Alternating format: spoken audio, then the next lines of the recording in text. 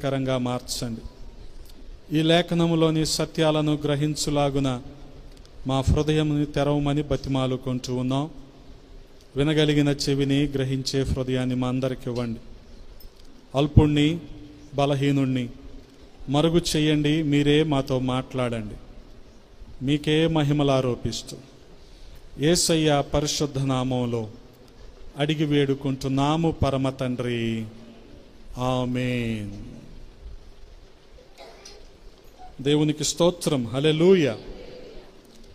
ప్రభువునందు ప్రియ సహోదరి సహోదరులారా, చదవబడిన ఈ లేఖనాలు చాలా శ్రద్ధగా గమనించండి. హెస్కేలు గ్రంథము 24వ అధ్యాయం 16వ వచనంలో దేవుడు ప్రవక్తతో మాట్లాడుతున్నాడు. నరపుత్రుడా, నీ కన్నులకింపైన దానిని నీ యొద్ద నుండి ఒక్క దెబ్బతో తీసివేయబోచున్నాను. వాస్తవానికి దేవుడు ప్రవక్తను లేదా ప్రవక్తల్ని ఏర్పరచుకున్న కారణం ఏంటంటే తన మాటను తన ప్రజలైన వారికి తెలియజేయటానికి, తన దర్శనాన్ని తన ప్రజలైన వారికి చేరవేయటానికి. ప్రజలతో సూటిగా నేరుగా మాట్లాడకుండా ప్రవక్తను దేవుడు ఏర్పాటు చేసుకున్న విధానం అదే. కానీ ఆ రీతిగా మరి ప్రవక్త ద్వారా ప్రజలకు అందించాల్సిన సమాచారం, వారికి ఇవ్వవలసిన దర్శనం, వారికి చేయాల్సిన హెచ్చరికలు ఈ రీతిగా ఒక క్రమంలో పాత నిబంధన గ్రంథంలో జరుగుతూ వచ్చింది. కానీ మనం చదువుకున్న వచనంలో ప్రాముఖ్యంగా ప్రవక్తే హెచ్చరించబడటం అనేది కాస్త విడ్డూరంగా మనకు అనిపించవచ్చు. ఈ లేఖన భాగాలు మనం చదువుతూ ఉన్నప్పుడు ఇక్కడ దేవాది దేవుని హెచ్చరిక ఎవరికంటే యెహెజ్కేలు ప్రవక్తకే. ఏమంటున్నాడు? నరపుత్రుడా, నీ కంటికి ఇంపైనది ఒక్క దెబ్బతో తీసివేయబడుతుంది. గమనించండి, చూడగలిగితే మనలను ముందుగానే దేవుడు ఏర్పరచుకొని జగత్తు పునాది వేయబడక ముందే తన అనాది ప్రణాళికలో మనల్ని రూపొందించుకొని మన కోసం తన ప్రియ కుమారుడైన యేసుక్రీస్తు ప్రభువు వారిని ఈ భూమి మీదకి పంపించి యవన కాలములో తన యవన రక్తాన్ని మనందరి పాపాల నిమిత్తం ఆయన శిలువ మీద కార్చి ప్రాణాలు అర్పించి సమాధి చేయబడి 3వ రోజున తిరిగి లేచి మనకు అమూల్యమైన రక్షణ భాగ్యాన్ని దేవుడు కలిగించారు. హల్లెలూయా. ఆ రీతిగా దేవుడు మన కోసం చేసినటువంటి త్యాగాన్ని బట్టి ప్రతి వ్యక్తి, ప్రతి విశ్వాసి కూడా దేవునికి మొదటి ప్రాధాన్యతను ఇవ్వాల్సిందే. మొదటి ప్రాధాన్యతను దేవునికి ఇవ్వకుండా ఏ విశ్వాసి, ఏ వ్యక్తి అయితే లోకానికి తన ప్రాధాన్యతను ఇస్తూ ఉన్నాడో వారి జీవితాలలో ఇటువంటి హెచ్చరికలు తప్పవు అని తెలియజేస్తా ఉన్నాను. గమనించండి, మన జీవితంలో మొదటి ప్రాధాన్యత, అది మన సమయమైనా, మన సామర్థ్యమైనా, మన సంపద అయినా సరే, ప్రాధాన్యత ఎవరికి ఉండాలంటే దేవునికే ఉండాలి. మన జీవితంలో చాలా ప్రయారిటీస్ ఉంటాయి. ఈ ప్రయారిటీస్ని బట్టే మనం అన్నీ కూడా ఒక ప్రణాళికబద్ధంగా వెళ్తూ ఉంటాం. ఉదయం నిద్ర మేల్కొంది మొదలు రాత్రి నిద్రించేంత వరకు కూడా ప్రయారిటీస్ ఉంటాయి. ఓకే, ఇది ఇప్పుడు అంత అవసరం లేదు, తర్వాత చేయొచ్చులే, లేదు ఇది ఇప్పుడు చేయాల్సిందే. ఈ రకంగా ప్రతి పనిని కూడా మనం ఒక ప్రాధాన్యత క్రమంలో చేసుకుంటూ వెళ్ళిపోతూ ఉంటాం. ఈ ఆర్డర్ ఆఫ్ ప్రయారిటీలో మన జీవితంలో ముందు ఉండాల్సింది ఎవరంటే దేవుడు మాత్రమే. హల్లెలూయా. కానీ ఇక్కడ ఇశ్రాయేలీయుల జీవితాల్లో ఈ ప్రయారిటీ, ఈ ప్రాధాన్యత మారిపోయింది. అందుకనే ఇశ్రాయేలీయులకు దేవుడు ఒక పాఠాన్ని నేర్పించాలనుకున్నాడు. దేవుడు ఇశ్రాయేలీయులకు పాఠాన్ని నేర్పించాలంటే ఇశ్రాయేలీయులకు హెచ్చరిక చేయమని ప్రవక్త అయిన యెహెజ్కేలుకు చెప్పొచ్చుగా. కానీ ఇక్కడ ఏం జరుగుతుంది? యెహెజ్కేలునే దేవుడు హెచ్చరిస్తున్నాడు. కారణం ఏమై ఉండొచ్చు? గమనించండి, దేవుడు యెహెజ్కేలు జీవితంలో చేయబోతున్న ఈ హెచ్చరిక ద్వారా మిగిలిన వారు, అనగా తన ప్రజలైన వారు సరిదిద్దుకొని, సరిచేసుకొని దేవుని క్రమంలో ఉంటారు అనేది దేవుని ఆలోచన. గమనించండి, చాలామంది కొన్నిసార్లు వారి కంటి ముందు జరిగిన సంభవాలను బట్టి హెచ్చరింపబడుతూ ఉంటారు. ఆ రీతిగా తమను తాము సరిచేసుకొని దేవుని క్రమంలో వెళ్ళిపోతూ ఉంటారు. కానీ కొంతమంది తమకు స్వయాన్న జరిగితేనే తప్ప క్రమంలోనికి రారు. గమనించండి, ఇక్కడ యెహెజ్కేలు జీవితంలో కూడా ఒక పెను మార్పు సంభవించబోతుంది. అదేంటంటే, యెహెజ్కేలు కంటికి ఇంపైన దానిని దేవుడు ఒక్క దెబ్బలో తీసివేయాలనుకుంటున్నాడు. ఇచ్చినోడికి తీసుకోవటం ఎంతసేపు? ఈ మాట మనం మర్చిపోకూడదు కదా. సర్వ సంపదలు, జ్ఞానము, ఆయుష్, సకల ఆశీర్వాదాలు దేవుడిచ్చినయే కదా. ఇచ్చిన తర్వాత దేవుణ్ణి మనం మర్చిపోయి దేవునికి ప్రాధాన్యత ఇవ్వకుండా ఈ లోకానికి ప్రాధాన్యత ఇచ్చి మన గుర్తింపు కోసం, మనం కనబడటం కోసం దేవుణ్ణి వాడుకుంటే చాలా ప్రమాదకరం.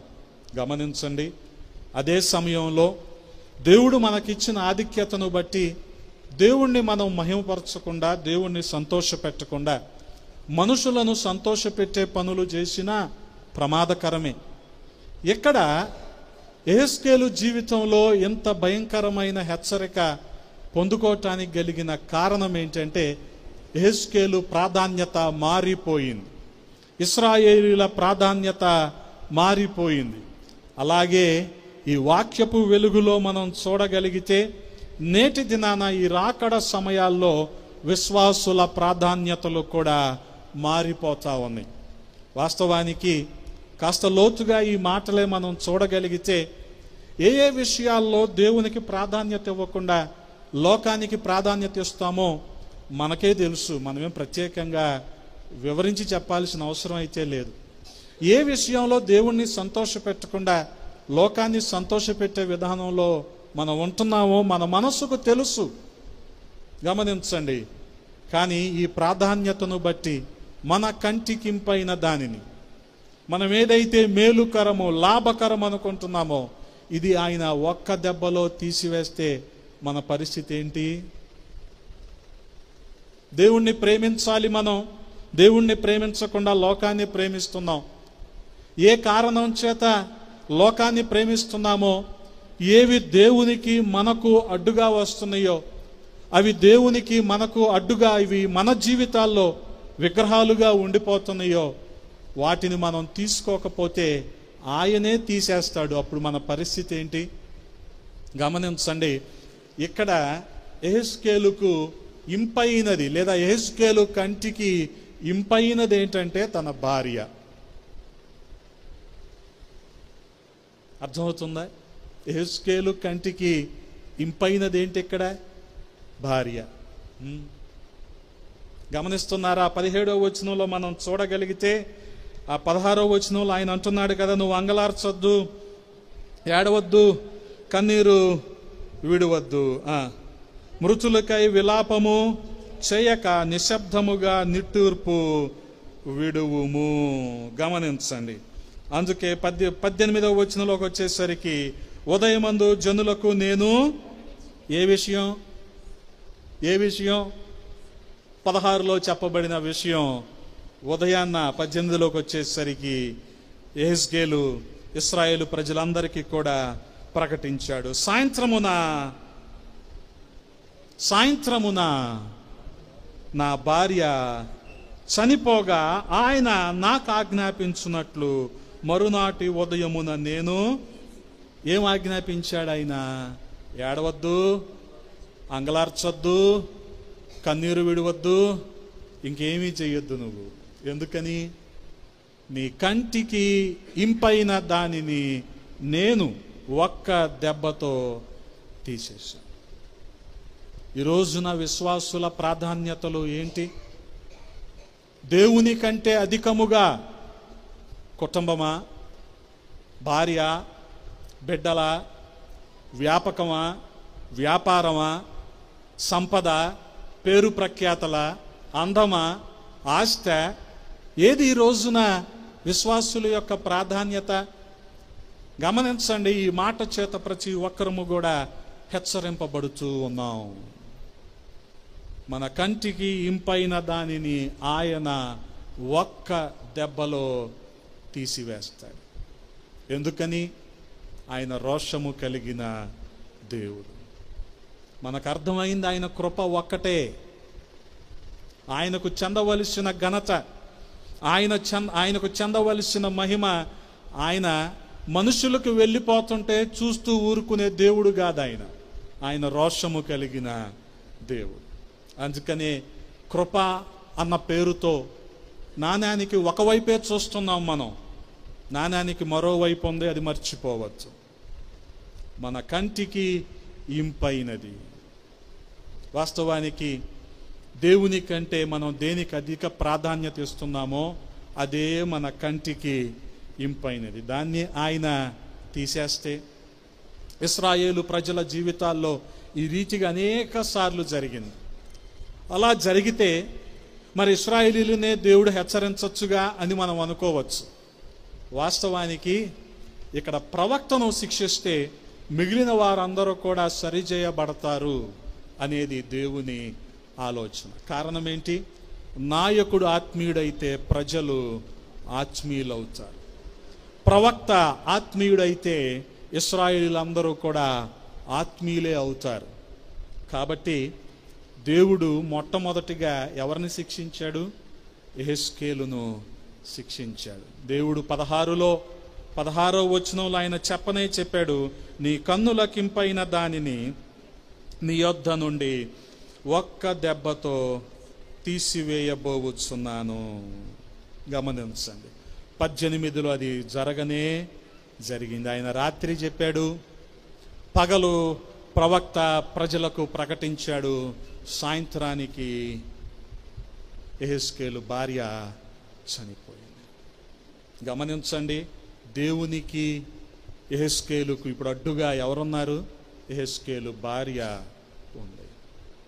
అలాగే మన జీవితాల్లో దేవునితో చేయవలసిన సహవాసములో దేవునికి మనకు అడ్డుగా ఏముంటున్నాయి కదా? దేవుడిచ్చిన ఉద్యోగం ఉంటుందా?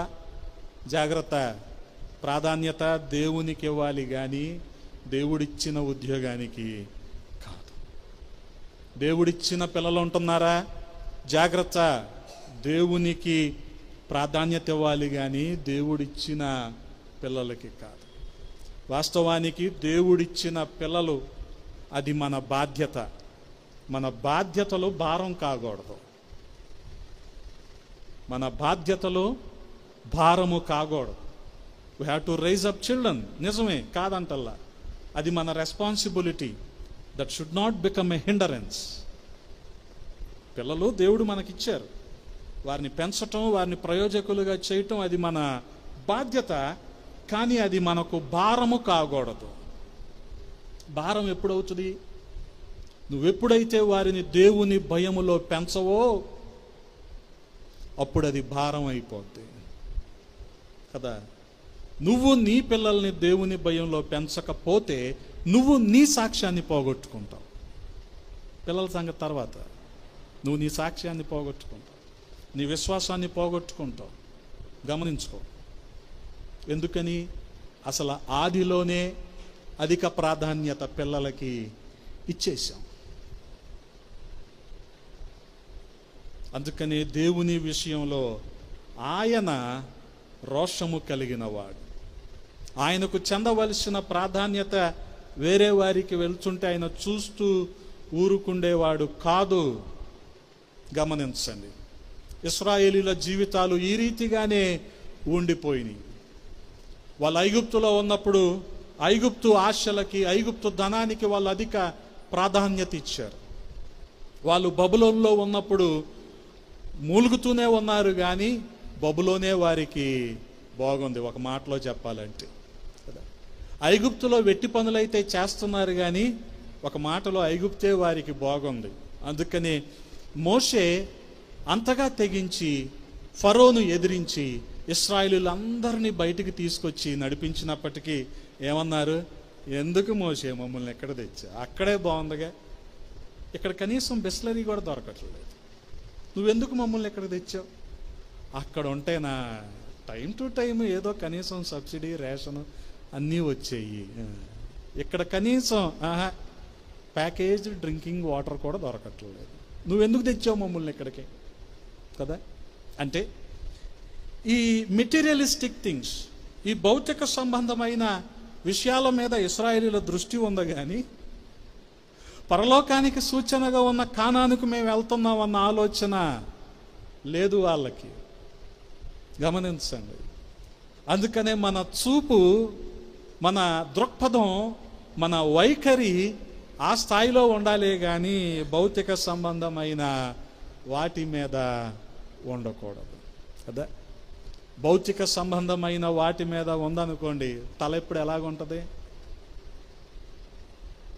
అలాగే ఉంటుంది. రీసెంట్ రీసెర్చెస్ ఏం చెప్తున్నాయి?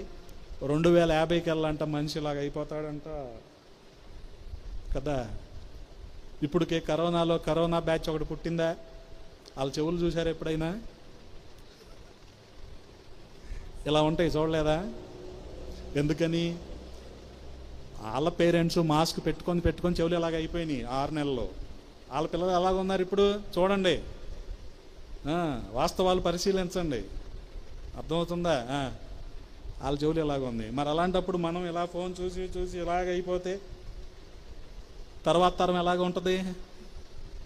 అలాగే ఉంటుంది. ఆయన మెడ వంచని జనాంగం అన్నాడు, మన మెడ వంగిపోయింది ఆల్రెడీ, ఇంక ఇది లేకదో. ఎందుకని? మన ప్రాధాన్యత ఎంతసేపు.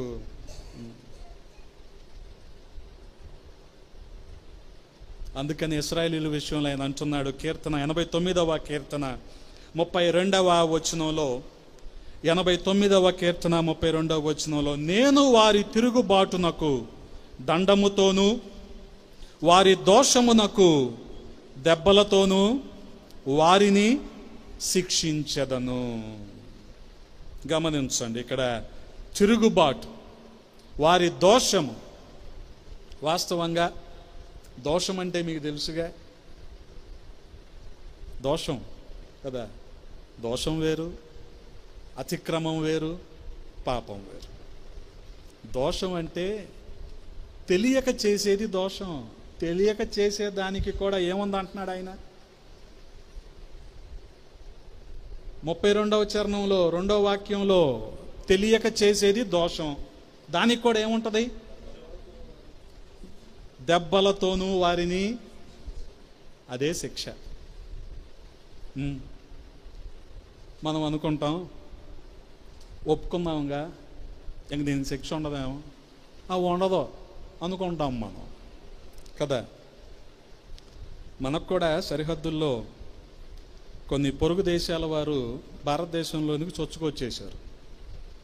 ఇప్పుడు అసలైతే ఏం చేయాలి? వాళ్ళని మన దేశంలోకి చొచ్చుకొచ్చారు కాబట్టి కొద్దిగా వెనక్కి పంపించి వాళ్ళ దేశంలోకి పంపించేయాలి. వాళ్ళు ఏమన్నారు? మేము లొంగిపోయామన్నారు. ఇప్పుడు ఎక్కడున్నారు వాళ్ళు? అక్కడే ఉన్నారు. అంటే మన దేశంలోనే విశ్వాసీ అంతరంగం కూడా అలాగే ఉంది. మేము వదిలేసాం అంటున్నారు, కానీ హృదయంలో ఆలోచన అలాగే ఉంటుంది.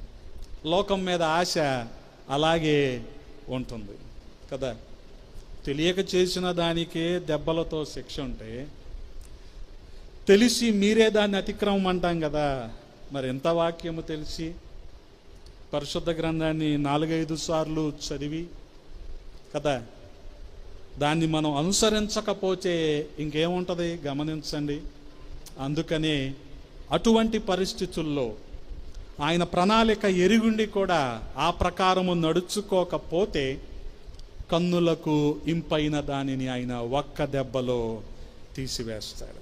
అందుకే మనం చూడగలిగితే ఇశ్రాయేలీయులకు ఒక పాఠము నేర్పించటానికి ఇక్కడ ప్రవక్త అయిన యెహెజ్కేలును దేవుడు శిక్షిస్తూ ఉన్నాడు. 18వ వచనంలో యెహెజ్కేలు భార్య చనిపోయింది. గమనించండి. కారణం, ఇశ్రాయేలీయులకు ఒక పాఠం నేర్పించబడాలి. వీరి మనస్సు కూడా అలాగే ఉండిపోయింది. లోక ఆశల మీదే ఉండిపోయారు వీళ్ళందరూ, ఇశ్రాయేలీయులందరూ కూడా. వారి కంటికి ఇంపైనది ఏంటంటే, గమనించండి, యెహోషువ యెరికో పట్టణాన్ని, ఆ గోడను కూల్చి స్వాధీనపరుచుకున్నప్పుడు యెరికోలో ఉన్నవి అన్నీ కూడా ఏంటి అసలు? శపితమైనవి. కానీ ఆకానుకు అవి ఎలా కనిపించినాయి? కంటికి ఆకర్షణీయంగా కనిపించింది. అందుకే వెళ్ళాడు, చూశాడు, తెచ్చుకున్నాడు, డేరాలో దాచుకున్నాడు. ఇప్పుడు అర్థమైందా మీకు ప్రాధాన్యత అంటే ఏంటో? యెహోషువ చెప్పిన మాట ఏంటి? అక్కడ ఉన్న ఏవి మీరు ముట్టుకోకూడదు. కానీ ఆకాను దృష్టి దేని మీదకు వెళ్ళిపోయింది? ఇప్పుడు ఇశ్రాయేలీలు కూడా అలాగే ఉన్నారు. యెహెజ్కేలు కాలములో ఇశ్రాయేలీలు అలాగే ఉన్నారు. వారికి పాఠము నేర్పించటానికే దేవుడు యెహెజ్కేలును శిక్షిస్తున్నాడు. ఒక్క దెబ్బలో యెహెజ్కేలుకు తనకింపైన, అంటే దేవుని కంటే తన భార్యకు అధిక ప్రాధాన్యతనిస్తున్నాడు యెహెజ్కేలు. కాబట్టి ఆమెను ఒక్క దెబ్బలో ఆయన తీసివేశాడు. గమనించండి. అంత మాత్రమే కాదు, ఇశ్రాయేలీలు దేవుణ్ణి విడిచిపెట్టి విగ్రహారాధనలో పడిపోయారు. కాబట్టి వీరిని దేవుడు బబులోను సామ్రాజ్యంలో బానిసలుగా చేసేశాడు. చూడగలిగితే దినవృత్తాంతాల మొదటి గ్రంథము, దినవృత్తాంతములు మొదటి గ్రంథము 9వ అధ్యాయము మొదటి వచనంలో ఒకసారి చదువుతున్నాను, గమనించండి. యోధావారు చేసిన ద్రోహమునకై వారు బాబేలునకు చెరగొని పోబడిరి. వారు చేసిన ద్రోహము ఏంటది? దేవుని మాటను మీరటము కదా.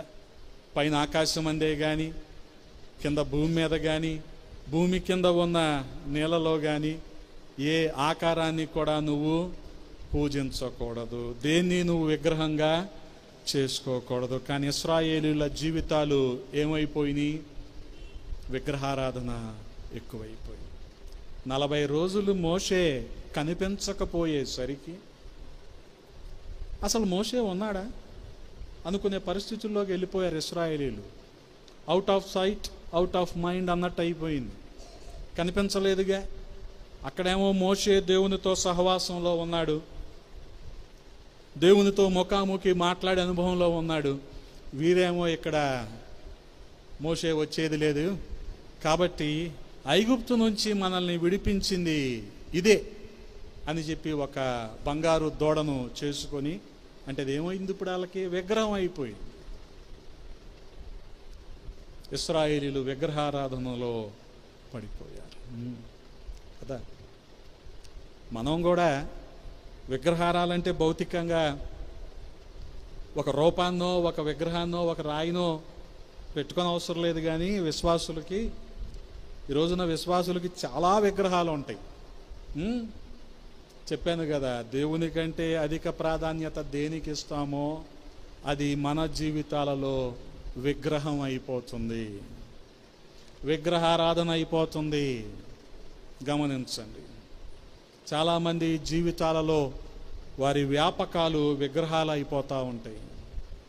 వ్యాపకం అంటే తెలుసుగా, ఖాళీ సమయంలో చేసేది. ఏం చేస్తారు ఖాళీ సమయంలో? ఫోన్ చూస్తారా? బిగ్ బాస్ చూడటమే సోమరిపోతులు చేసే పని. దానికి మళ్ళీ రివ్యూలు ఇచ్చేవాళ్ళు, ఆ రివ్యూలను చదివేవాళ్ళు. మరి ఏమందాం వీళ్ళని కదా. నేను బాగా చిన్నతనంలో ఉన్నప్పుడు రెజ్లింగ్ వచ్చేది టీవీలో. అర్థమయ్యేది కాదు. వీడు ఇప్పుడేగా పడిపోయాడు, ఇప్పుడేగా వీడు కాలు ఎరిగినట్టు యాక్షన్ చేసేవాడు, మళ్ళీ వెంటనే ఇంకో ఫైట్కి వచ్చాడు ఏంటి అనుకునేవాడు. అర్థమయ్యేది కదా అవన్నీ రికార్డెడ్, స్క్రిప్టెడ్ అని తెలియక. ఇప్పుడు మీ అందరికీ తెలుసుగా అది స్క్రిప్టెడ్ అని, మళ్ళీ అదే చూస్తారు. దాని గురించి మరేదో అయోధ్య బాబ్రీ మసీదు తీర్పు గురించి విశ్లేషణ ఎవరో న్యాయ సలహాలు వాళ్ళు ఇచ్చినట్టు వీళ్ళు దాని గురించి మాట్లాడటం, అది మనం చూడటం కదా. దాని గురించి వీళ్ళు రివ్యూ ఇస్తారు. వాళ్ళు అలాగ అనుకుండా ఉంటే బాగుండు, వీళ్ళు ఇలాగంటే బాగుండు. ఏంటిది? ఇదంతా వ్యాపకం. కదా. తీరిక సమయాల్లో మనిషి ఏదో చూస్తూ ఉంటాడు. కానీ కొంతమందికి జీవితం అంతా తీరికేలేండి. అప్పుడు వాళ్ళు ఏం చేస్తారు, మొత్తం ఇదే పని అన్నమాట. అది స్విగ్గీ జొమాటోలో ఆర్డర్ పెట్టుకోవటం, ఇవి చూస్తూ ఉంటాం. ఈ మధ్య మన వాళ్ళు పాల ప్యాకెట్కి కూడా రోడ్డు చివరి షాప్కి వెళ్ళట్లా, బ్లింకిట్, జెప్టో. జీవితం అంతా తీరికే, ఇంకేం లేదు. అప్పుడు ఏం చేయాలి, ఈ గ్యాప్లో ఇలాంటివన్నీ చూస్తూ ఉండాలి. సౌత్ కొరియన్ వెబ్ సిరీసులు చూస్తూ ఉండాలి. నీకు ఇండియా సరిపోవేంటి? తినేదేమో ఇండియన్ రేషను, చూసేయేమో సౌత్ కొరియాయా. చాలా న్యాయవంతులు, చాలా యథార్థవంతులు వీళ్ళందరూ. ఇందులో వీళ్ళ యథార్థతలో ఏమాత్రం లోపం లేదు. బాగా న్యాయం చేస్తున్నారు. కట్టిన ఇంటర్నెట్ బిల్లుకిను అవి ఉంటాయి కదా, ఏమంటారు వాటిని, ఆ ఓటీటీ సబ్స్క్రిప్షన్కి బాగా న్యాయం చేస్తున్నారు టీచర్ గారు. You kindly educate the children not to go with all these things. ఎందుకంటే they are not focusing on their career కదా. ఏది పేరు వస్తుంది అది చేస్తున్నారు, కానీ ఏది బాగుపెట్టుద్ది అది చేయరు కదా. ఏది బాగుపెట్టుద్ది ఆఖరికి మనకి మన స్కిల్, మన నైపుణ్యం బాగుపెట్టుద్ది. అది చేయకుండా మనకేదో పేరు ఈరోజు ఉంటుంది రేపు ఉండదు, ఏముంటుంది కదా. ఈరోజు పొగిడినోడే రేపు ఖచ్చితంగా తిడతాడు కదా. ఈ సంవత్సరం మీటింగ్ పిలిచినోడు వచ్చే సంవత్సరం పిల్లవాడు. ఇంకేంటి ఆడిపోగడేది మనల్ని వెళ్ళి సువార్త చెప్పిరాక. అక్కాయ్ దీనికోసం ఆడిని దువ్వాలి, లేకపోతే ఆడిని మెప్పించాలి, వాళ్ళ పాస్టర్మ గారికి అనాలి. ఇవన్నీ ఏంటండి అదో ప్రోటోకాల్. ఇవన్నీ మనుషుల్ని సంతోషపెడతాం తప్ప దేవుని సంతోషపెట్టేది ఏముంది ఇందులో కదా. కొన్ని చాలా జాగ్రత్తగా ఇవన్నీ ఆలోచించాలి. అందుకని ఈ వ్యాపకాల్లో పడిపోయి ప్రాధాన్యతలు ఏమైపోతున్నాయి, మారిపోయినాయి పోతున్నాయి కాదు, మారిపోయి దేవునికి హేయమైన పనులు, దేవునికి అసహ్యమైన పనులే ఎక్కువైపోతూ ఉన్నాయి. అందుకనే ఇశ్రాయేలీయుల జీవితం ఏమైపోయింది. ఇర్మియా గ్రంథము 29వ అధ్యాయము 4వ వచనంలో మనం చూడగలిగితే, ఇశ్రాయేలు దేవుడును సైన్యములకు అధిపతియగు యెహోవా తన ప్రేరేపణ చేత బబులోనునకు చెర తీసుకొని పోబడిన వారందరికీ ఇలాగు ఆజ్ఞ ఇచ్చుచున్నాడు. ఇశ్రాయేలీయులు అందరూ ఇప్పుడు ఎక్కడికి వెళ్ళిపోయారు, బబులోనుకు చెర తీసుకొని పోబడ్డారు. అంటే బందీలుగా, బానిసలుగా బబులోనుకు వెళ్ళిపోయారు. కారణం విగ్రహారాధన. నిజ దేవుణ్ణి, జీవాధిపతి అయిన దేవుణ్ణి విడిచిపెట్టి వారు విగ్రహాలను పూజించటమే వారి బానిసత్వానికి కారణం. గమనించండి. ఆ రీతిగా వారికి ఇంపైనది ఏంటంటే విగ్రహాలు, దేవుడు కాదు. యెహెజ్కేలు కంటికి ఇంపైనది ఏంటంటే తన భార్య, దేవుడు కాదు. ఆ రీతిగా మనం చూడగలిగితే ఆదాము హవ్వల జీవితంలో కూడా వారి అవిధేయత ఏమైంది, ఒక్క దెబ్బలో వారు ఏదేను తోట నుండి తోలివేయబడ్డారు. వాస్తవంగా ఒంటరిగా ఉన్న ఆదాముకు సాటి అయిన సహాయాన్ని దేవుడు ఏర్పాటు చేశాడు. అక్కడి వరకు బాగానే ఉంది. అన్ని ఫలాలు తినచ్చు, అది కూడా బాగానే ఉంది. కానీ ఆయన తినకూడదు అన్నదాన్ని ఒకదాన్ని పెట్టి అపవాది వచ్చి ఏం చేశాడు, అపవాది వచ్చి హవ్వ దగ్గరికి వెళ్ళి అన్న మాట ఏంటంటే, తినకూడదా, ఎందుకు తినకూడదు అంటే కొన్ని సందేహాలు మనిషిలో కలుగుతాయి. అందులో ముఖ్యంగా స్త్రీలకు ఇంకా సందేహాలు వస్తూ ఉంటాయి. అపవాది ఎలాగొచ్చాడు అనుకుందాం, పురుషులు గనక డ్యూటీకి వెళ్ళిపోయాక పట్టీలకి మెరుగు పెడతాం అన్నట్టు వస్తారు చూడు. వాళ్ళు పురుషులు ఉన్నప్పుడు రారు, వస్తే ఏమవుద్ది, ఖచ్చితంగా ప్రశ్నిస్తారు కదా, అవసరం లేదు ఇవన్నీ మోసం అని చెప్తారు కదా. వీళ్ళకేంటంటే విత్ ఇన్ ది 4 walls వీళ్ళు అనుకున్నదే అయోధ్య, వీళ్ళు అనుకున్నదే ఢిల్లీ. కాబట్టి రాగానే పెట్టించేయి, ఏం ఉండదు తర్వాత. అలాగా ఆపరేట్ చేశాడు హవ్వని ఆదాము లేని సమయంలో. ఆదాము ఉండుంటే కొద్దిగా వారించేవాడేమో, అదేంటి ఇదేంటి అలా కాదు ఇలా కాదు మనం అలా చేయకూడదని. కానీ గమనించండి, జరగాల్సిన నష్టం జరిగిపోయింది. తినకూడదన్న ఫలాన్ని ఆమె తినేసింది. మరి ఆదాముకిస్తే ఆదాము కంటికి ఇప్పుడు ఎవరు ఇంపుగా ఉన్నారు? హవ్వేగా. హవ్వ మాట వినకపోతే ఏమవుద్ది ఆయనకి తెలుసు. కాబట్టి ఏం చేశాడు? హవ్వ ఇచ్చిన దాన్ని తిన్నాడు. ఫలితంగా ఏం జరిగిందో మనందరికీ తెలుసుగా. ఆదాము హవ్వలు ఏదేను తోట నుండి ఒక్క దెబ్బతో వాళ్ళు తోలివేయబడ్డారు. ఇక్కడ మనం గమనించాల్సింది ఏంటంటే, దేవుడు తన పోలికలో తన స్వరూపంలో ఆదాముని తన చేతులతో చేశాడు కదా. అంటే ఏం చేశాడు? ఒక రకంగా ఏర్పరుచుకున్నాడు. హవ్వను కూడా అలాగే ఆదాము పక్కటెముకల్లో నుంచి తయారు చేశాడు కదా, ఏర్పాటు చేసుకున్నాడు.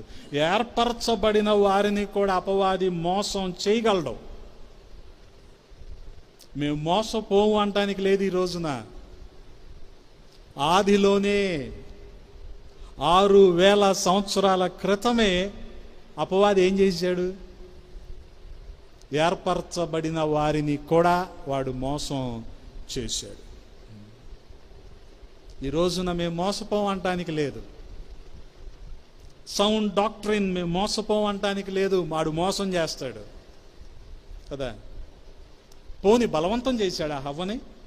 బలవంతం చేయలే. ఏమన్నాడు? తింటే మీరు దేవతలు అయిపోతారు అంటే ప్రలోభ పెట్టాడు. ఎటువంటి ప్రలోభం? గమనించండి, దేవునితో ఉండే సహవాసం ఈ ప్రాధాన్యత పోయింది. మేము దేవతలం అయిపోతాం అనే ప్రాధాన్యత ఎక్కువైపోయింది వీరి జీవితంలో. అందుకనే అపవాది చెప్పినట్టు ఆ తినకూడదు అన్న ఫలాన్ని వీళ్ళు తినేశారు. కారణంగా ఏం జరిగింది? ఏదేను తోట నుండి ఒక్క దెబ్బలో వీరందరూ కూడా తోలివేయబడ్డారు. గమనించండి. ఇక దేవునితో సహవాసం ఉందా వారికి? వాస్తవానికి మనం గమనించగలిగితే ఏదేను తోటలో దేవునితో వాళ్ళు పోగొట్టుకున్న సహవాసం, దాన్ని తిరిగి ఐక్యపరచటానికి దేవుడు చేయని ప్రయత్నాలు లేవు. ప్రవక్తలని, రాజులని ఆయన ఏర్పరచుకున్నాడు. ఆయన చేయని ప్రయత్నం లేదు. ఆఖరి ప్రయత్నంలో ఆయన ఎవరిని పంపించాడు? తన ప్రియ కుమారుడైన యేసుక్రీస్తు ప్రభువు వారిని ఆయన పంపించారు. హల్లెలూయా. ఆ రోజున అక్కడ ఏదేనో తోటలో తెగిపోయిన దేవునితో సహవాసము ఇక్కడ కల్వరి శిలువ మీద యేసుక్రీస్తు ప్రభువారు కార్చిన రక్తము వలన మనకు పునరుద్ధరించబడింది. హల్లెలూయా. అందుకనే గమనించండి, ఆయన శిలువ త్యాగాన్ని మనము చులకనగా చూడటానికి వీల్లేదు. వారు ఏదో కోరుకున్నారు, మేము దేవతలం అయిపోవాలి కదా. దేవుడు వారికి అవేం వాగ్దానం చేయలేదే. గమనించండి, దేవుని కంటే మరి ఎక్కువగా అపవాది వాగ్దానం చేస్తూ ఉంటాడు. ఆ రకంగా చేసి మనిషిని విశ్వాసంలో నుంచి పడేస్తూ ఉంటాడు. ఇక్కడ ఏర్పరచబడిన వారు కూడా పడిపోయారు. గమనించండి, ఒక్క దెబ్బలో హెజ్కేలు భార్య చనిపోయిందా? ఒక్క దెబ్బలో ఇశ్రాయేలీయులు బబులోని వెళ్ళిపోయారా?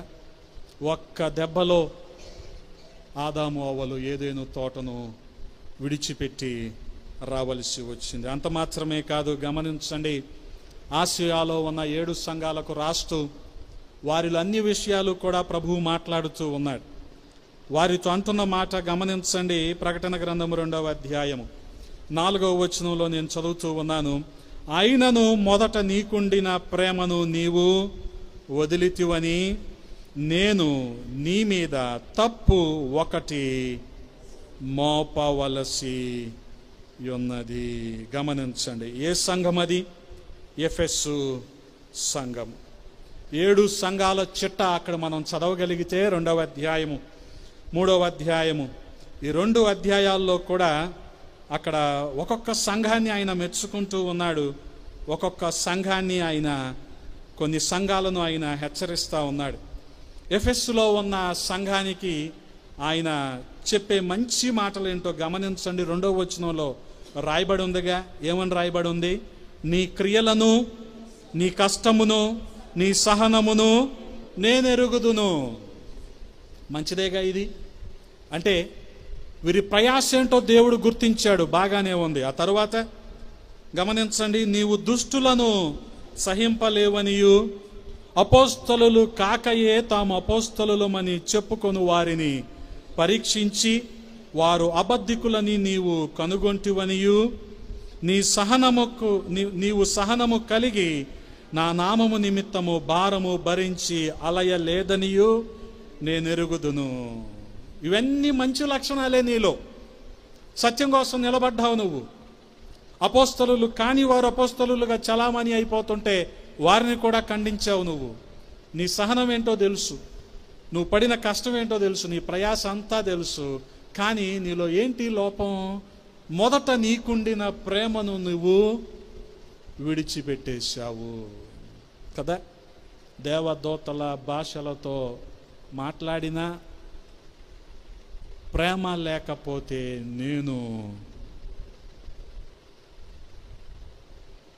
నువ్వు సత్యం కోసం నిలబడినా,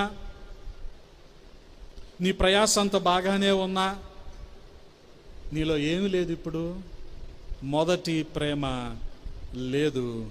కాబట్టి నీ మీద నేను తప్పు ఒకటి మోపాలి. నీవు 5వ వచనం, నీవు ఏ స్థితిలో నుండి పడితివో అది జ్ఞాపకము చేసుకొని మారు మనసు పొంది ఆ మొదటి క్రియలను చేయుము. అట్లు చేసి నీవు మారు మనసు పొందితేనే. ఈ రోజున మారు మనసు అన్న మాట వాడకూడదు సంఘాల్లో. వీళ్ళందరూ పరిశుద్ధులు కాబట్టి మారు మనసు అనేది సంఘంలో లేకుండా రక్షించబడని వాళ్ళకి అంటూ ఉంటారు. కానీ వాస్తవానికి ఎఫెస్సు ఏమైనా చిన్నదా? కానీ ఎఫెస్సుని ఏమంటున్నాడు ఆయన? మారు మనస్సు కావాలి. ఎందుకని?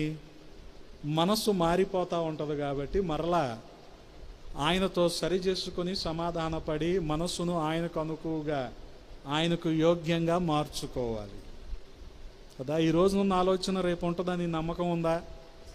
లేదుగా. ఉంటుందా? ఉండదుగా. ఉండదని నువ్వు ఎలా చెప్పగలవు అంటే, రమా కట్ పీసెస్కి కొన్ని 100 సార్లు వెళ్ళే నేను చెప్పగలను.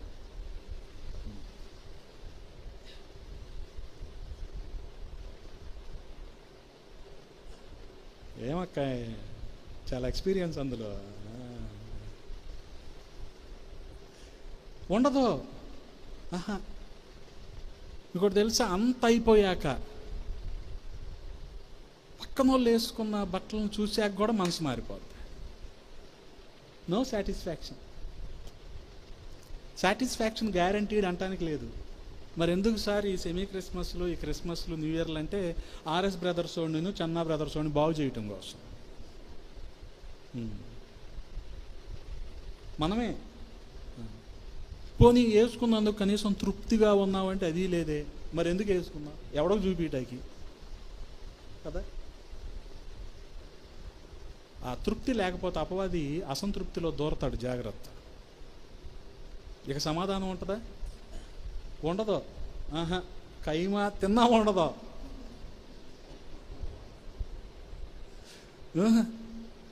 ఎన్ని క్రైస్తవ కుటుంబాలండి ఇలాగా.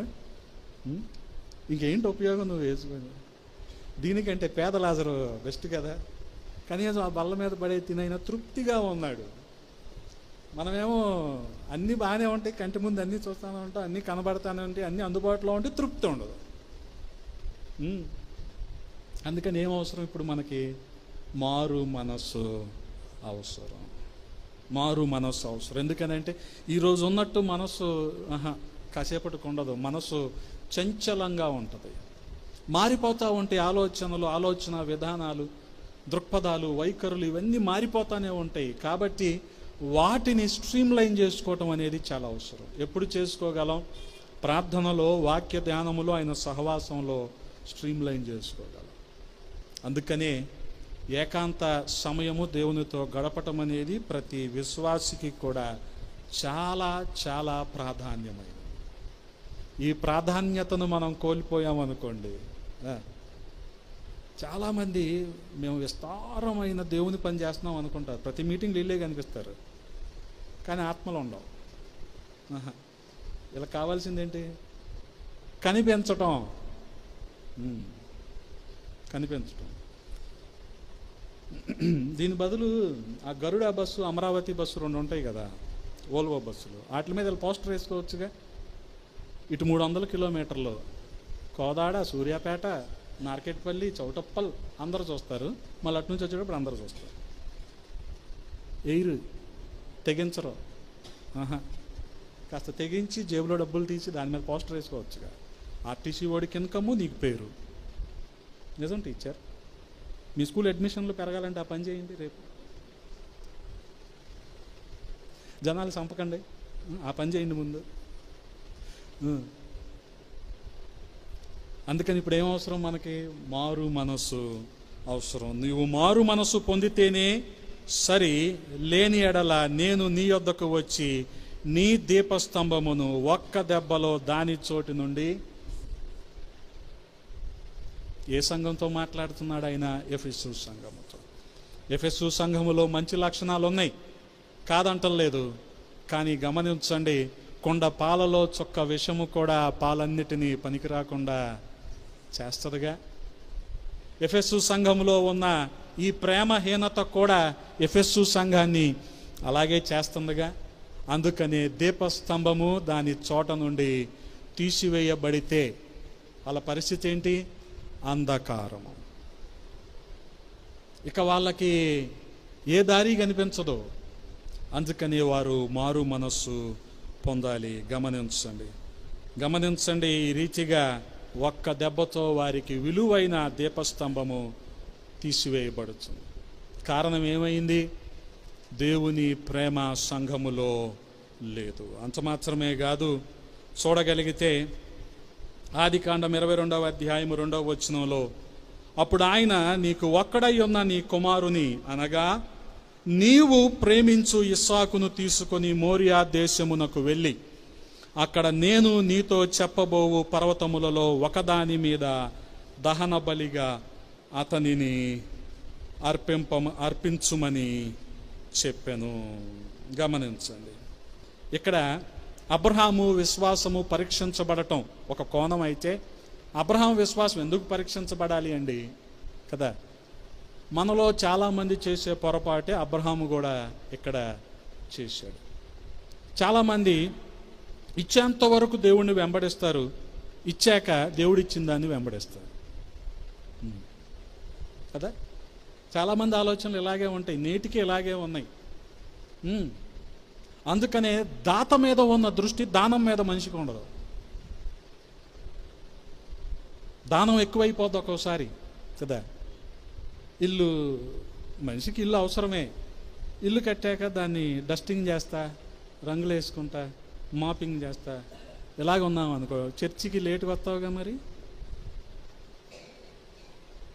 అంటే ఏం చేసావు? ఇప్పుడు ఆయన ఇచ్చిన దాని మీద ఉన్న దృష్టి ఆయన మీద నీకు లేదు కాబట్టి ప్రాధాన్యత మారిపోయింది. మందిరానికి ఆలస్యంగా వచ్చావు కదా.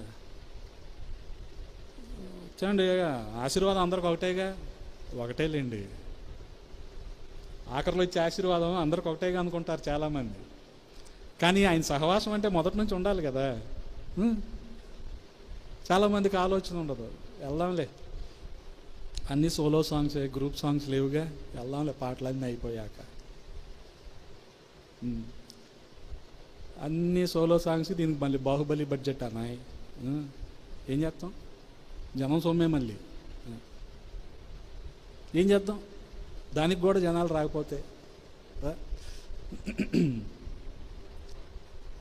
అక్కాయి పాడుతుంటే జిక్కి గుర్తొచ్చింది. అంత ప్రశాంతంగా ఉంది లోపల.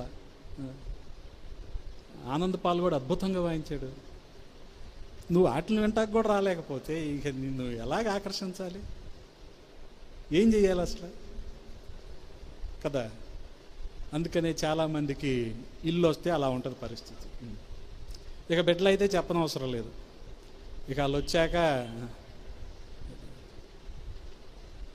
ఏంటి ఆలస్యం, పిల్లలు ఉంటే తెలుస్తుంది నీకు అంటారు.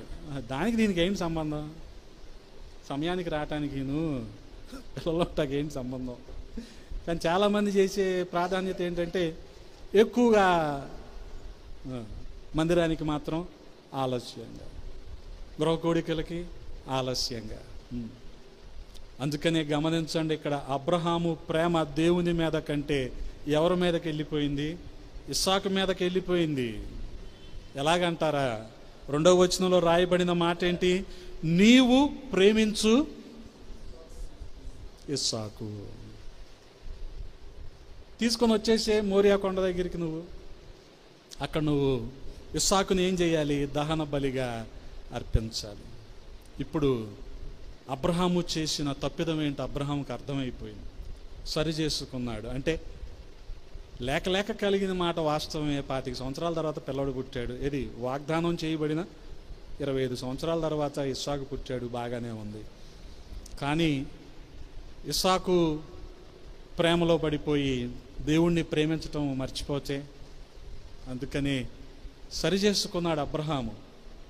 ఆ రీతిగా గమనించండి, దేవునికి చెందవలసిన మహిమ వేరెవరికి ఇచ్చినా ఆయన ఒప్పుకునేవాడు కాదు. ఇలా సరి చేసుకున్నాడు కాబట్టే అబ్రహాము సంతానాన్ని దేవుడు ఆకాశ నక్షత్రాల్ని లెక్క పెట్టగలిగితే లెక్కపెట్టు, వాటిలాగా నేను విస్తరిస్తాను అన్నాడు. ఇసుక రేణువుల్లాగా నేను చేస్తాను అన్నాడు. గమనించు. ఆ రీతిగా ఇప్పుడు అబ్రహాము ప్రాధాన్యత ఎవరి మీదకి వచ్చేసింది? మళ్ళీ దేవుని మీదకి వచ్చేసింది. వాస్తవానికి 18వ అధ్యాయంలో ఆ సింధూరు వనం దగ్గర కూర్చున్నప్పుడు వాళ్ళు వెళ్తూ ఉంటే వారిని ఎదుర్కొని వారికి సాష్టాంగపడి నమస్కారం చేసి వారిని ఆహ్వానించి వారికి మర్యాదలు చేశాడు కదా. ఇప్పుడు ఇస్సాకు పుట్టిన తర్వాత బహుశా చేయలేకపోయేవాడేమో, అప్పుడైతే చేశాడు. ఇప్పుడు ఇస్సాకు పుట్టాక బహుశా అబ్రహాం అలా చేయలేకపోయేవాడేమో. దాన్ని పరీక్షించడానికి దేవుడేమన్నాడు? నీ కుమారుడు, ఒక్కగానొక్క కుమారుడు, నీవు ప్రేమించు ఇస్సాకు, నాకు బలిగా ఇచ్చే కదా. వాస్తవానికి నేటి తరం విశ్వాసులైతే నువ్వొద్దు ఏమొద్దు మాకు పిల్లోడే కావాలంటారు. కానీ అబ్రహాం ఏం చేశాడు? ఇస్సాకును కూడా బలి ఇవ్వటానికి సిద్ధపడ్డాడు. హల్లెలూయా. గమనించండి, దేవుడు అన్యాయస్తుడా కాదుగా. తన హృదయపూర్వకమైన అర్పణను బట్టి అబ్రహాము కనికరించబడి అనేకులకు, ముఖ్యంగా విశ్వాసులకు తండ్రి అయ్యాడు. హల్లెలూయా, హల్లెలూయా. గమనించండి. అదే రీతిగా మనం చూడగలిగితే ఈ రోజున అబద్ధ బోధ కూడా మరి క్రైస్తవ్యానికి పెద్ద ప్రమాదంగానే ఉంది. అబద్ధ బోధ యోధా పత్రికలో రాయబడి ఉంటుంది, 1వ అధ్యాయము 3వ వచనంలో, ప్రియులారా, మనకందరికీ కలిగడు రక్షణను గూర్చి మీకు రాయవలెనని విశేషాసక్తి గలవాడనై ప్రయత్నపడుచుండగా పరిశుద్ధులకు ఒక్కసారి అప్పగింపబడిన బోధ నిమిత్తము. ఎవరి పరిశుద్ధులు? మీరు, నేను కాదు, వీళ్ళు.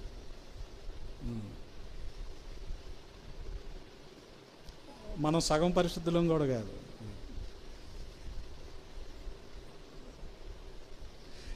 ఎవరంటే వీళ్ళు ఆది అపోస్తలులు. వారికి ఒక్కసారే అప్పగింపబడిన బోధ నిమిత్తము మీరు పోరాడవలెనని మిమ్మును వేడుకొనుచు మీకు రాయవలసి వచ్చెను. ఎందుకనంటే కొందరు రహస్యముగా చొరబడి ఉన్నారు.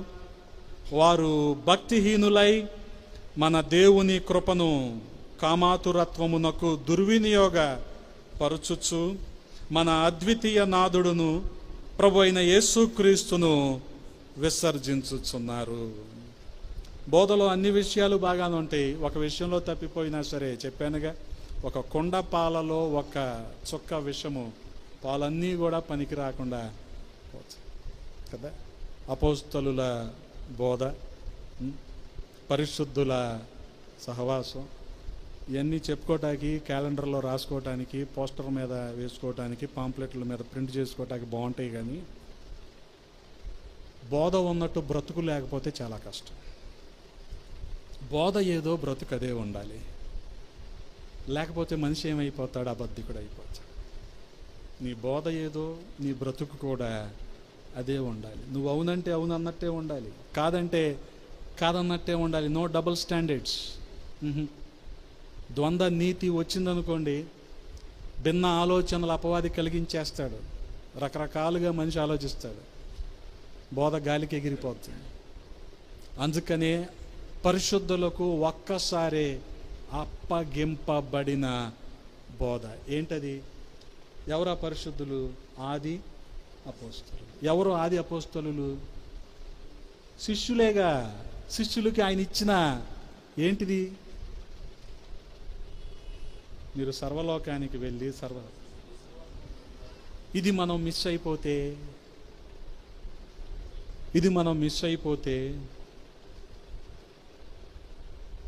కదా, మిగిలిన హైఫై బోధ, హైఫై డాక్టర్ని ఎంత ఉన్నా సరే, ఫౌండేషన్లో, బేస్లో ఇవన్నీ మనం మిస్ అయిపోతే, అందుకనే వారికి ఒక్కసారే అప్పగింపబడిన బోధ నిమిత్తము మీరు పోరాడవలెనని మిమ్మును వేడుకొనుచున్నాను. గమనించండి, యేసుక్రీస్తు ప్రభువు వారు ఎన్ని సంవత్సరాలు పరిచర్య చేశారు? 3.5 సంవత్సరాలు పరిచర్య. 3.5 సంవత్సరాల్లో ఎన్ని రోజులు ఉంటాయి? క్యాలిక్యులేటర్ తీ, అకౌంటెంట్ కమాన్. 1277-78 రోజులు ఉంటాయి. ఈ 1278 రోజుల్లో ఆయన అవుట్డోర్ ఎంతకాలం పనిచేశాడు లేదా పరిచర్య చేశాడు? బహిరంగంగా ఆయన ఎంతకాలం పరిచర్య చేశాడు? 4 గోడల మధ్య ఆయన ఎంతకాలం పరిచర్య చేశాడు? మొత్తం దాదాపుగా బయటే 4 గోడల మధ్య వేలతో లెక్క పెట్టవచ్చు. లాజరు బ్రతికిన తర్వాత సందర్భం ఒకటి, పేతురు అత్తకు జ్వరం వచ్చిన సందర్భం ఒకటి, ఇలాంటి వేల మీద లెక్క పెట్టచ్చు. అంటే ఆ 7-8 రోజులు తీసేస్తే 1270 రోజులు ఆయన బయటే ఉన్నాడు.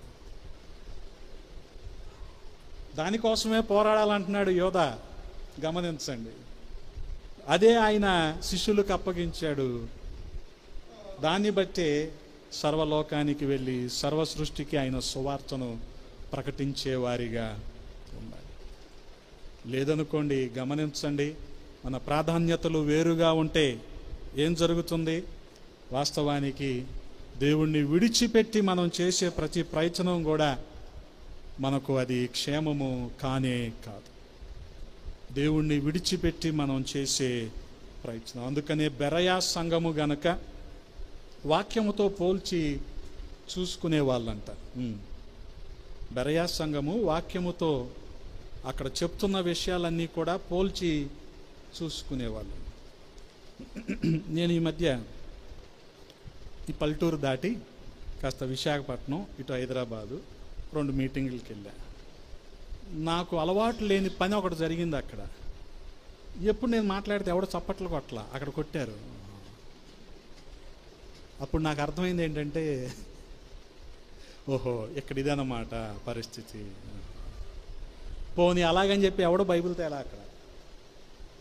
మెట్రోపాలిటన్ సిటీస్గా ఎవరు బైబిల్ తేలా, ఇదే బైబిల్ వాళ్ళకి.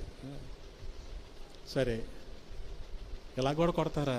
అప్పుడు అనుకున్నా, ఇదేంటి ఇప్పుడు జాన్ వెస్లీ గారికో జఫన్యా గారికో కొడతారు కదా, ఇది మన దగ్గర అంత విషయం ఉందా వీళ్ళు కొడుతున్నారు అనుకున్నా. ఏమీ లేదు, ఆయనకి ఏది అనిపించింది కొట్టాడు. ఒకడు కొట్టాడని అందరూ కొట్టారు. అది ఇలా ఉంటుంది పరిస్థితి. ఈ రోజున ఇలా చప్పట్లు కొట్టి అయ్యగారిని పల్లకి ఎక్కించేసే వాళ్ళు లేరా విజయవాడలో అంటే? ఉన్నారుగా. ఈ రకంగా అసలు బోధను విడిచిపెట్టేసి ఏదేదో వేరు బోధను బోధిస్తూ అపోస్తలులకి పరిశుద్ధులకు అప్పగించబడిన బోధను విడిచిపెట్టి వేరే ఏవేవో బోధించేవారు లేరా కదా? బేసిక్స్ రాకుండా నువ్వు ఇంజనీరింగ్ అంటే ఎలా ఉంటుంది? చెప్పండి టీచర్, బేసిక్స్ ఏమి రావు, నువ్వు ఇంజనీరే నువ్వే అంటే అలా ఉంది ఈ రోజున. అసలుది విడిచిపెట్టేసి చాలా పెద్ద పెద్ద మాటలు, చాలా పెద్ద పెద్ద పదాలు ఉపయోగించి అంటే వీళ్ళు సైకిల్ ఎక్కుతున్నారు కానీ దిగటం రావట్లేదు వీళ్ళకి. జనాలకు సైకిల్ ఎక్కడం వస్తుంది, దిగటం రావట్లా. చాలా కష్టం, దిగటం కూడా నేర్చుకోవాలి కదా. అందుకని వేరు బోధ, అపవాది ఇటువంటివన్నీ కలిగిస్తూ ఉంటాడు. అందుకనే గమనించండి, వీళ్ళు ఏం చేస్తున్నారు? ప్రభు అయిన యేసుక్రీస్తును విసర్జిస్తున్నారు. ఇక ఆయన లేకుండా ఇంకేం బోధ? ఆయన లేకుండా బోధ లేదు. గమనించండి. కాబట్టి ప్రతి వాక్యాన్ని కూడా మనము, ప్రతి బోధను కూడా వాక్యముతో మనము పోల్చుకోవాలి. ఆ రోజున బెరయా సంఘము చేసింది అదే. ఈ రోజున మనకి కూడా అటువంటి వివేకము, వివేచన ఉండాలి. అప్పుడు అపవాది మనల్ని ఆ పట్టీలకు మెరుగుపెట్టేవాళ్ళలాగా మనల్ని మోసం చేయడు.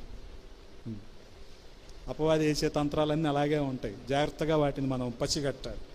గమనించండి.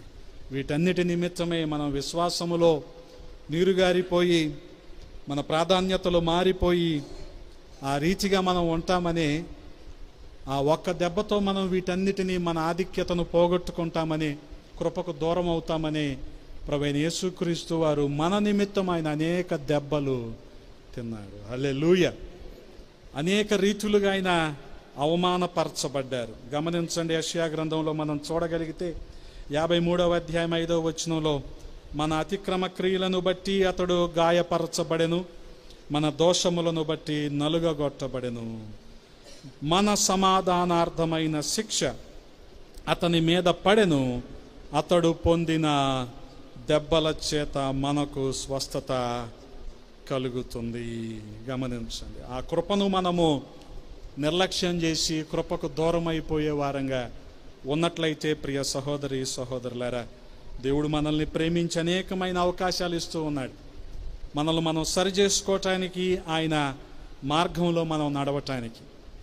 ఆయనకు మనకు మధ్య విగ్రహంగా, ఆటంకంగా, అది చదువు కావచ్చు, అందం కావచ్చు, ఆస్తి కావచ్చు, కీర్తి ప్రతిష్టలు కావచ్చు, ఏమైనప్పటికీ వాటిని మనం విడిచిపెట్టుకొని ఆయనతో సహవాసం చేసినప్పుడు సదాకాలము ఆయనతో ఉండే భాగ్యాన్ని మనము పొందుకుంటాం. అటువంటి కృపా దేవాది దేవుడు మనందరికీ దయచేయునుగాక. ఆమేన్. తలలు వంచండి, చిన్న ప్రార్థన చేసుకుందాం.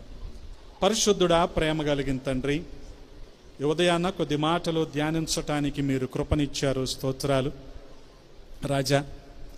మా ప్రాధాన్యతలు మీ మీద కాకుండా లోకం మీద ఉంటే ఒక్క దెబ్బతో వాటిని తీసివేసి మమ్మల్ని సరిచేసే దేవుడై ఉన్నారయ్యా.